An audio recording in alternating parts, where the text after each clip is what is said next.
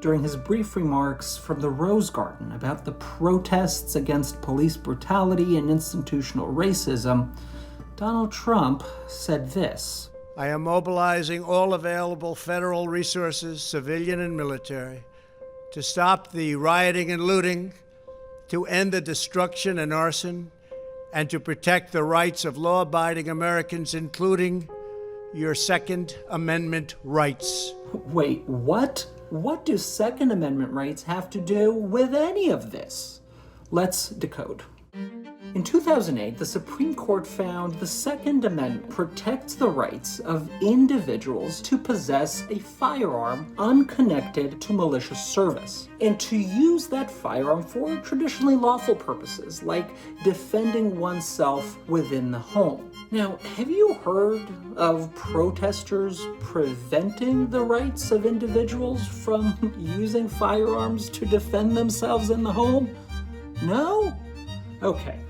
So let's set that aside and look at how leaders, including Trump, have deployed Second Amendment rhetoric in the past. First, there's Sharon Angle. You may remember she ran against Senator Harry Reid back in 2010. She made huge headlines when she said, "This Congress keeps going the way it is. People are really looking toward those Second Amendment remedies." And there's Senator Rand Paul. He predicted that if elections don't bring Republicans into power, quote, the founders made sure we had Plan B, the Second Amendment. Oh, and yes, then there's Trump himself. If she gets to pick her judges, nothing you can do, folks. Although the Second Amendment people, maybe there is, I don't know. That quote was largely interpreted as Trump inviting people with guns to, how do I put this accurately, kill Hillary Clinton. In fact, for a very long time, the conservative movement has actually promoted the idea that armed individuals are empowered to kill government officials. It's what Josh Horowitz calls the insurrectionist theory. It's the belief that access to firearms is key for protecting individual rights from a tyrannical government. And under this theory, gun owners are really seen as super citizens, as individuals who have a right to violently overturn democratically elected leaders or policies if they so wish. Now, to state just the very obvious, leaders who suggest gun violence as a means for achieving a political end are playing an incredibly dangerous game. In 1995, Timothy McVeigh bombed a government building and killed 168 Americans because he was sending a message to what he considered a hostile government. In 2008, a disgruntled business owner who felt mistreated by municipal government in Missouri went on a shooting spree during a council meeting and killed 6 people.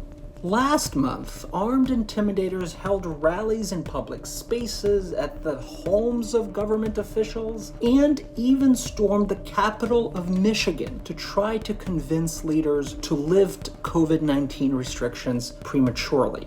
I mean, just days ago, Trump's own Department of Homeland Security issued a memo to states across the country that warned that extremists, including white supremacists, were inciting followers to engage in violence in order to start a civil war. Denver police seized assault weapons and handguns from an anti-government agitator who actually brought all of that stockpile in his car when he went to the George Floyd protest.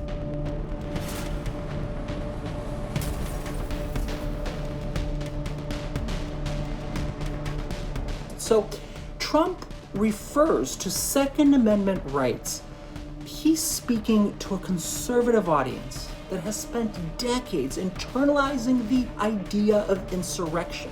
In this case, Trump is seeking to create a contrast between himself and state governors who he claims are not using adequate force against protesters. You have to dominate. If you don't dominate, you're wasting your time. They're going to run over you. You're going to look like a bunch of jerks.